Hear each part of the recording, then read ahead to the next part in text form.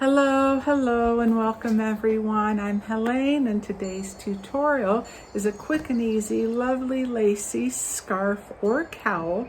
Now this video turned out to be a little longer than I had planned with the additional surprise option of beads. And I made this in the Lion brand Trubu yarn, 100% rayon from bamboo, for a lightweight warm weather accessory. There's a link below on my review and demo for this yarn if you'd like to check it out. But this piece can be worked in any weight or type of yarn. You can make it as long as or as wide as you like. And it is only a 2-row repeat, and now with 4 different ways of finishing it with only very minor differences with each, and I go over that with you. Now my challenge for myself was a 1 skein full-length scarf with all the options added, but that'll depend for you on the type of yarn you have and how much of it. But I'm popping on here for a quick overview and some other things that I thought of afterwards, so that you have all the other little tips and additional information. You can just customize this and make it your own. So this scarf has a very nice self-edging with a scalloped type of shell border, and you can make it with or without fringe. And if you make it without, I do the border just ever so slightly differently, just to add extra fullness to it and just to help make it stand out and ground the piece as well. And you can have it with or without fringe, with or without beads, or all the above, such as I've done here. Just throw everything in there. And if you want your piece to be light and airy like mine and have it pull down, such as mine does, then I suggest going with a lightweight number 3 or even lighter yarn, something that's going to be very soft and silky to the hand, like a natural fiber or blend, and a very soft cotton, bamboo, milk fiber, silk, tencel, which is also a plant fiber pulp or any blend thereof, and a type of yarn that is not spun real tightly, because that's going to help give you the openness and drape as well. And for those of you who live outside the US and don't have access to some of these yarns that I show here, I go on lovecrafts.com a lot. They're kind of like my go-to. They have just a little bit of everything. They ship internationally, a huge variety. You're sure to find something, more than something there. Okay, so last couple things to go over with you. Now, as far as the fringe, and I used up almost every bit of yarn that I had. So I have 5 spaces where I put the placement for my fringe, and that consists of 4 strands each. I cut them 12 inches long, and because of course, you know, when they're double, then that takes up half the space, and I wanted enough allowance for the knot and then also trimming.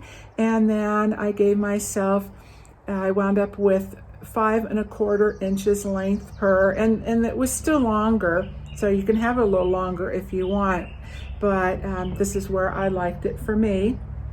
And then I steamed this very lightly, including the fringe, before I cut it, and steaming helps open and relax the fibers. You get to see the stitches a little nicer, and it just makes it lay very, very nicely. And so from where we connect, I did 19 repeats on each side.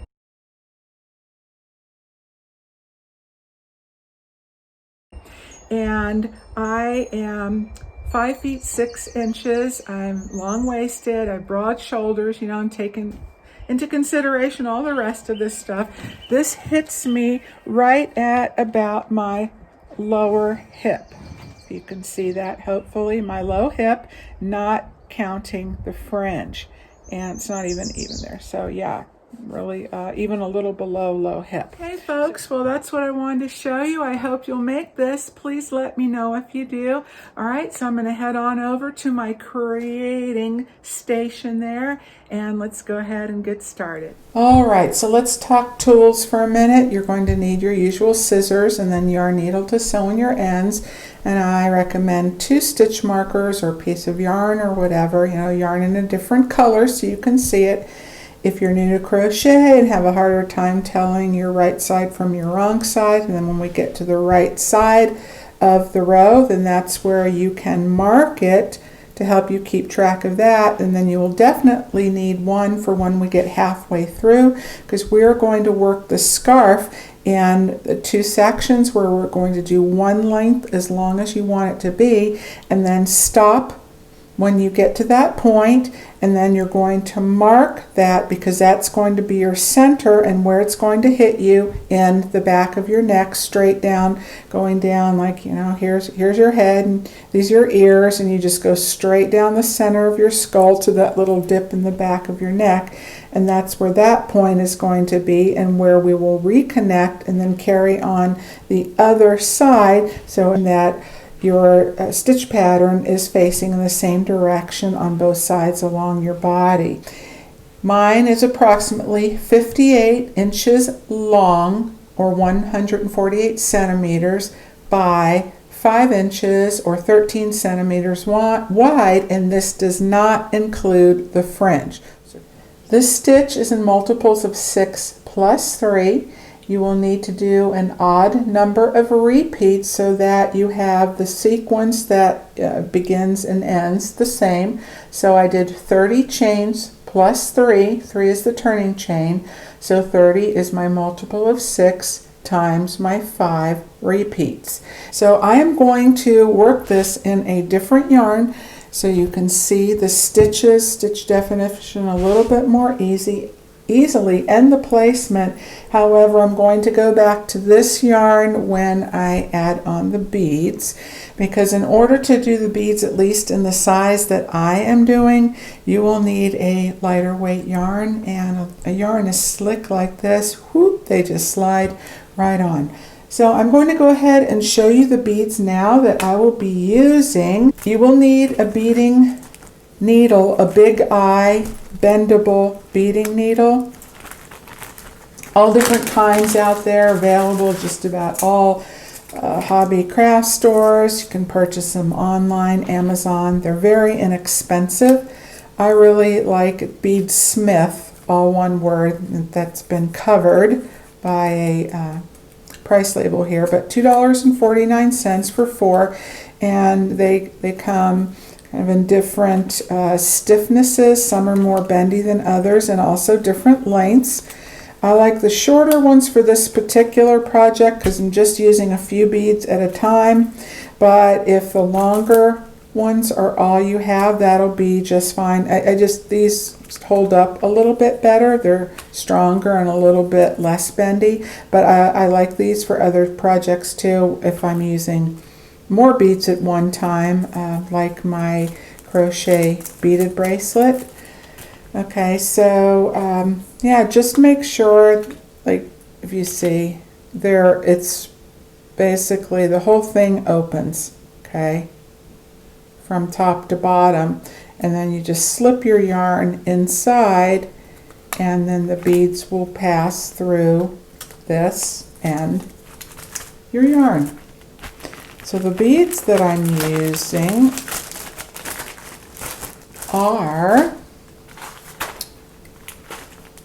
by TOHO. It's one of my preferred brands. They're Japanese glass seed beads, TOHO, and I have 2 different sizes, and these are crystal round silver lined, the smaller of the 2, and this is a 6/0 size, not 6 millimeter, just 6/0, or you could just type in 6. And I'll show you those when I pour them out and get ready to do them. And these are color sapphire, and they're more of that clear also. and these are a 3/0, and the 3s are a little bit harder to find, but I get them on Art Beads, all one word. I'll leave the link below, artbeads.com, and they're very reasonable, and so is the shipping. But the hole is pretty good size, pretty large, and it's not a super big hole bead, but large enough for the yarn to pass through. I'm going with the recommended hook size on that True Blue yarn, which is a USG 6 4.0 millimeter hook, and that's going to be for the body of the work. For the chain, I'm going up one hook size to an H 5 millimeter. Please do that. So that's going to prevent those initial first beginning couple of rows from being smaller than the rest of your work. And then also I'm going back to this 5 millimeter hook for my finishing rows. And if you're doing a cowl, then you can just start your foundation chain with the larger hook, and then all the rest go to your usual size. Okay, so just chain, chain, chain, multiples of 6. Okay, I've worked my 30 chains plus my 3 for my turning chain. So now switch your hooks.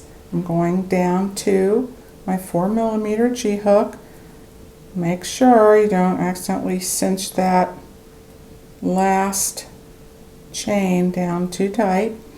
All right, now in the 6th chain from the hook, 1, 2, 3, 4, 5, 6, work a V-stitch, and I'd like you to work in the back bumps going across, because when we go to connect, whether it's for a cowl or a scarf, it's going to give you a full stitch on the other side to work into.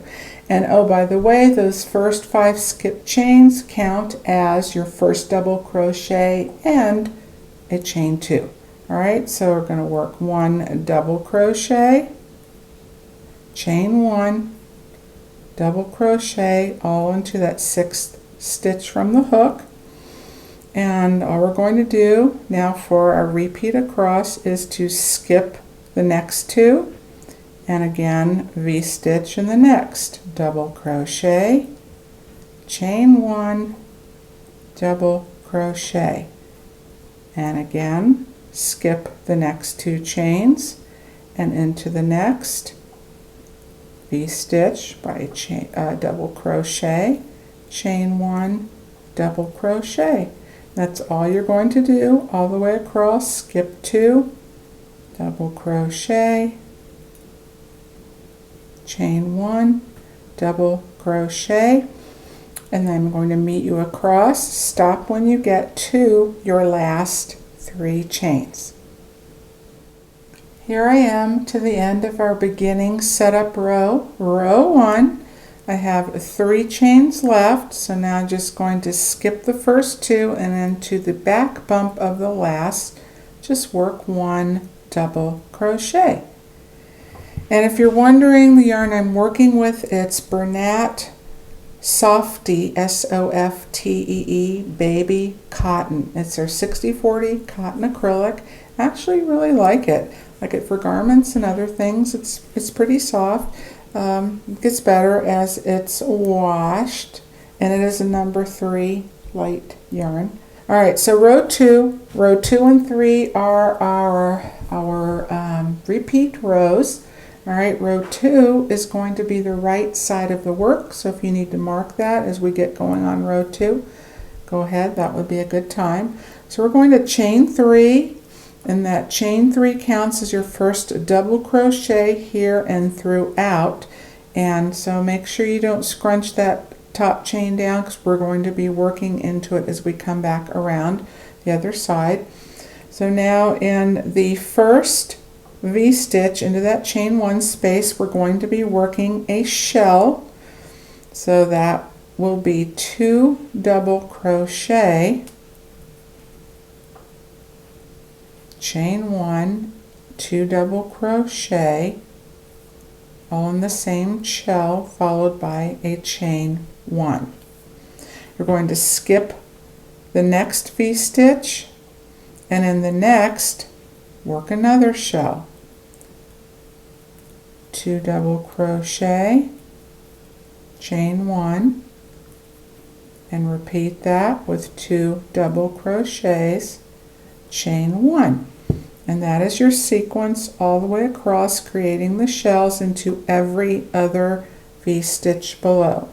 So you're going to skip one, work a shell, skip one, work a shell, and then I will meet you into this last V-stitch here and work the last one with you. Now we have 2 V-stitches left, and in the last one it's really the same as this, only we're skipping the chain 1 at the end. So skip that V-stitch, and then next just work 2 double crochet, all right, chain 1 and 2 double crochet. No chain 1 at the end, and then again in that chain 3, which is your last double crochet of the row, going to work again into that 3rd chain up, okay?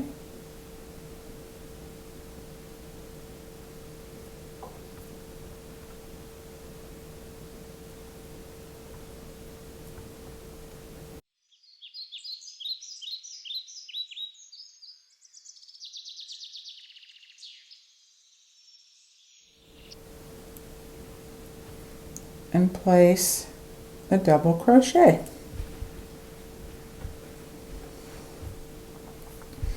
Alright, so that's row 2. Alright, so now we're moving on to row 3, which is the wrong side of our work.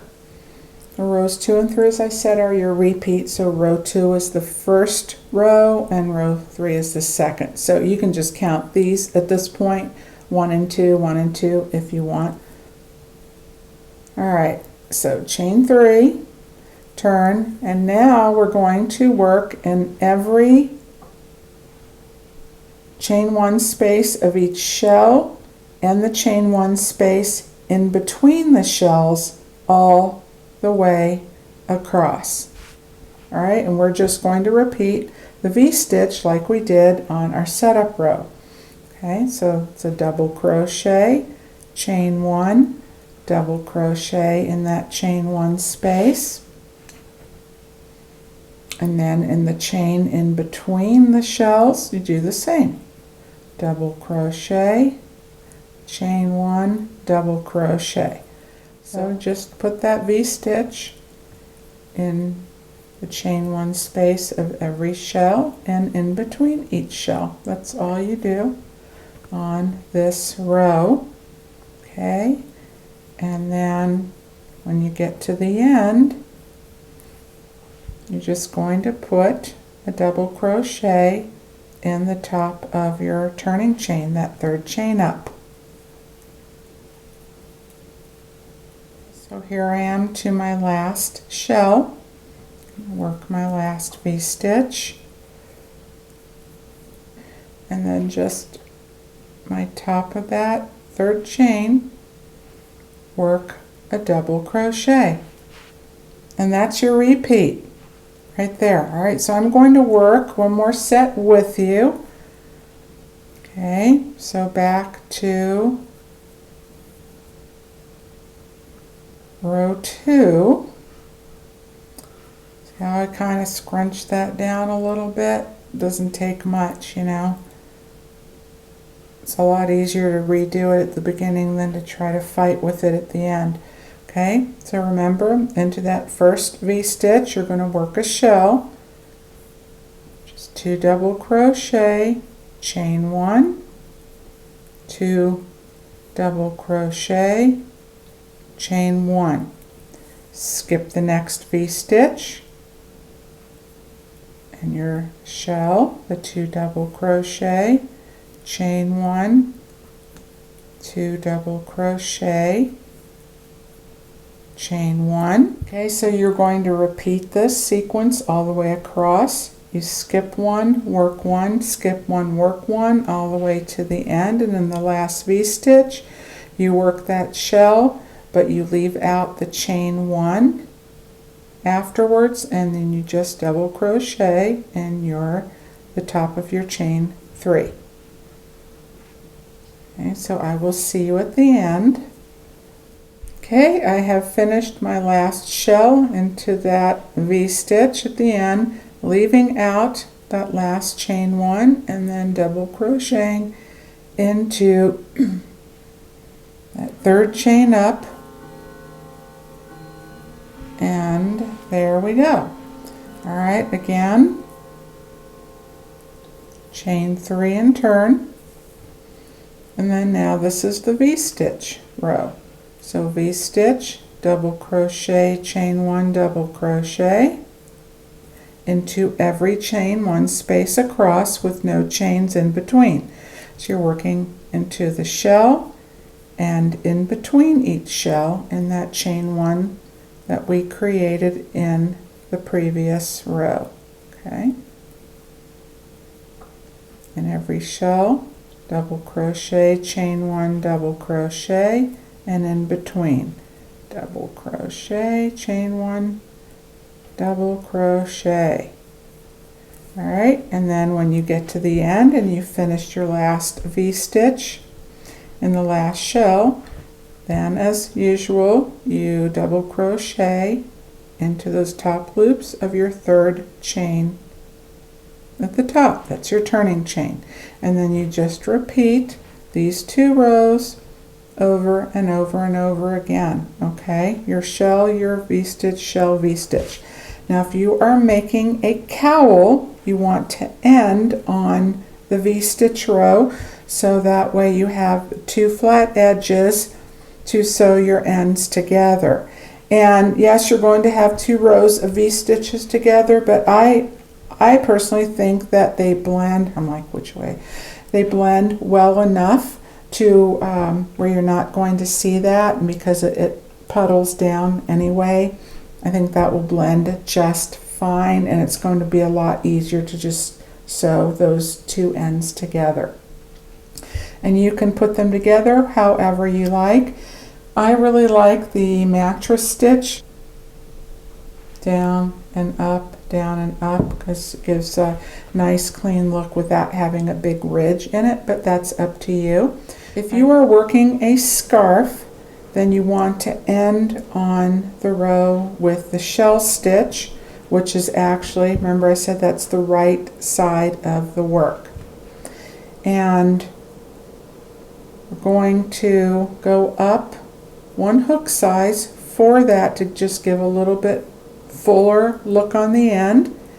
So you can, you won't need that now, until you get to the end, but I'm going to grab my H hook and show you that in just a minute. Okay, so let's say I've worked the entire length of one side of the scarf where I want it to be, and you stop on the V-stitch row, which is the wrong side, because we're going to end with the shell stitch, which will be on the right side of our work. So whether you're doing fringe, no fringe, beads, no beads, I recommend going up the hook size, the one you started with on your foundation chain, to give a bit of a fuller stitch. All right, so chain 3.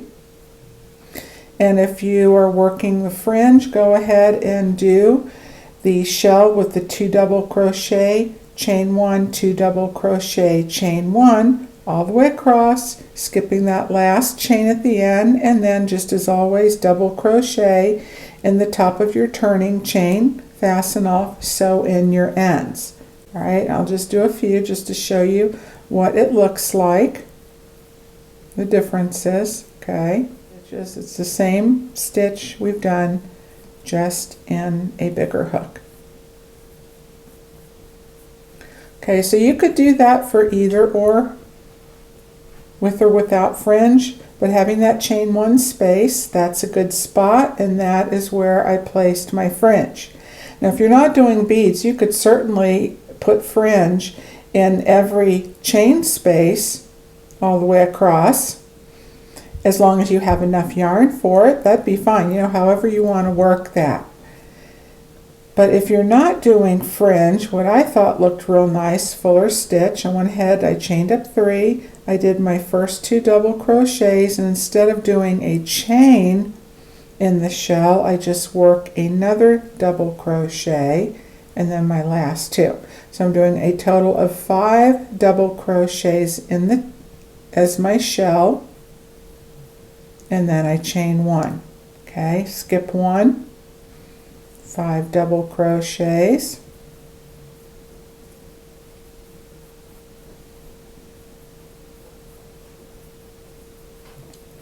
and chain 1, and then you carry that on all the way across, leaving off that last chain, double crocheting into the top of your chain 3, fastening off. So you see this gives a little bit more of a fuller stitch along the bottom edge. Okay, so when you finish that, all right, that's one side. Okay, I don't need to take that out. And then what I'm going to do, how we connect to then work the other side, which you'll do in this exact same way, and I'm going to do it in a different yarn that'll be easier for you to see. Okay, so now we're going to work the other side, and we're going to pretend that I have finished my entire length here as long as I wanted it. I have completed my final finishing row, fastened off, setting that larger hook aside, going back to the smaller hook that I just did the entire body of the work with. Take a look at your work and make sure that you are now going to be on the right side, because we are starting with a shell stitch.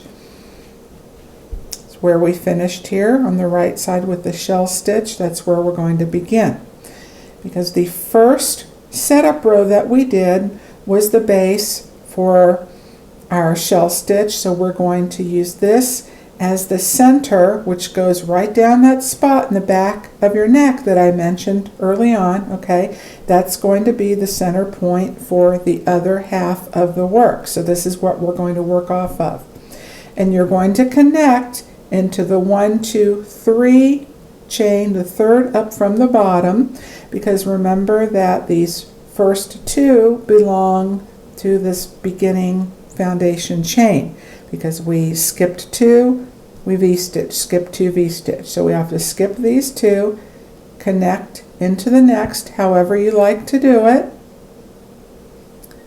If you want to yarn over with your working end and your tail, that's fine. Depends how bulky or thin your yarn is. Okay, so we're going to chain 3. That was 1, 2, 3. I'm counting that first as 1. And then we are going to work into those 2 loops at the bottom of the V-stitch, which is part of our foundation chain, and why I had said to work in the back bumps, because now you have a full stitch to work in, and we're just going to go right back into our shell pattern. Okay, and those chain 3 count as our first double crochet. So now you're going to shell with the 2 double crochets, chain 1 and 2 double crochets, chain 1. Okay, and you will repeat this all the way across. You're going to skip the next V-stitch and into the bottom of the V-stitch through those 2 stitches. Repeat again with 2 double crochets, chain 1, 2 double crochets, chain 1, just as we did before, and that's what you are going to repeat all the way across. Skip a V-stitch, work into the bottom of the next, skip 1, work 1, skip 1, and then I'm going to meet you at the end and show you how we connect to the other side. That quickly, here I am, my last 2 V-stitches. Okay, you skip this one, And see, we're working upside down here, so don't think this is a V-stitch. All right, there's one, the point at the top. Here's the last. 2 double crochet, oops, chain 1, 2 double crochet. Okay, so again, we are not going to make that last chain, just as we did in the whole rest of the pattern. And then you are going to make a double crochet in the top of your turning chain. And again, mine, I worked it and reworked it a couple of times. I stretched it out and started out a little bit loose, and why it looks a little funny that way. But you know, you can, if that happens when you get to the end of your work, for some reason, if it gets stretched out like that, you can just bring the yarn up and around and just tighten that up a little bit. And yeah, so that's all you do, and then you just carry on, chain 3, turn, and then go back into your V-stitches, and each chain 1 space all the way across, in between the shells, in the shell, in between, all the way across, just like we've been doing. And then when you get to the end, double crochet in the top of your turning chain, chain 3, and begin again with the shell pattern. And then you can finish just like we did on this end. So that's all there is to that, okay? And then now I'm going to show you how I did my beads, okay, which is very easy. All right, so I just insert my yarn through my beading needle and kind of decide on the sequence that you want beforehand, the pattern that you want to do. So I'm going to do one of those clear crystals, a sapphire, a clear crystal. And that's going to be my sequence. So I want to feed on however many of these beads, one sequence per space where I want to put them in. And on your tail end, don't have that very long, because you need to, then what's happening is you're fitting your yarn, your beads through double thickness. So try to have that a little bit on the shorter side if you can, but to be sure so they don't slide off. And sometimes it's easier if you just do a few beads at a time. So you will need to have a free end, and you might, if you're not at the end of your yarn, you'll need to cut that, and you'll have to give an idea how much yarn you need. If your scarf is not that wide, you could really just do 1 row, then take that out, and then add a little bit extra to account for your slip stitches that you're going to be doing with each sequence of beads, and then a little extra to sew in your ends, and then that's how much you cut. I hope that makes sense. Okay, so I finished on a V-stitch row, so now I'm doing my finishing row again with the larger hook, doing my chain of 3, turning, working a shell into the first V-stitch, and then when I do my chain, this is where I'm going to put my beads. So instead of the usual chain, I'm going to add in a couple of extra stitches. First I'm going to chain 1 and cinch that down. It's going to lock these stitches in and help keep the beads in place. Then I want to slide up my sequence, which is my set of 3, bring those up to the base of my work, but not too tight. So we're going to do something a little bit different after we have these on at the end. Then slip stitch. Okay, make your slip stitch about the length of the set of beads, a little bit shorter. Okay, and then chain 1 again, lock that in, And then now we're going to skip one V-stitch, work a shell in the next, 2 double crochet, chain 1, 2 double crochet. Okay, going to chain 1, cinch that down, slide up your next sequence of beads, okay, up to where it meets that slip stitch, and then, or chain, slip stitch again, and now chain 1, lock that in, slide it, that knot down, and then again, skip 1 V-stitch, and then you just continue on, and you do your shell in the next,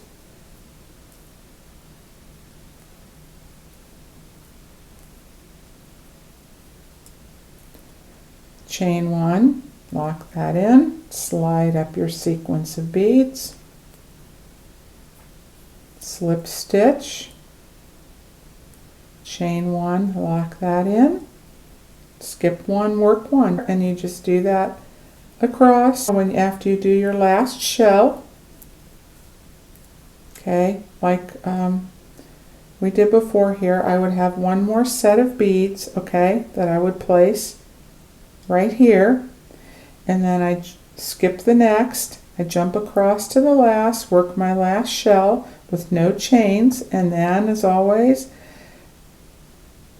I will double crochet into that chain at the top, my turning chain.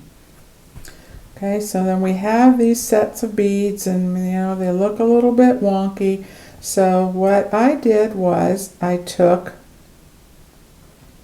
2 of them, okay, you can decide which 2, the back 2, the first 2, and I poke them through that slip stitch that we made to bring them up to the back,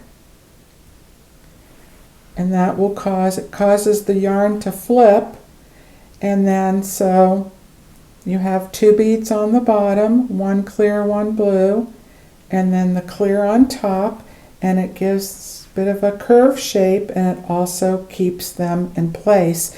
And that's why when you do that slip stitch, I want you to do it a little bit smaller than the length of these beads, so not so much where they're bunched up, but we want to keep them from sliding back through. Okay, that was my idea. Okay, you see how they're kind of sitting on top, and you can leave them like that. So that's all I did. I just poked through the first 2. And then you can add fringe to this if you want or not. And it's up to you whether you want to have the chain 1 space here. If you're not doing fringe, either or you can just do the 5 double crochet instead of the chain 1 with beads, or just as is. All right. Well, that is it for this tutorial. Thanks so much for being here. Love your comments. Please leave them below. Let me know what you think and if you make it and in what yarn. All right, take care everyone, and I will see you soon.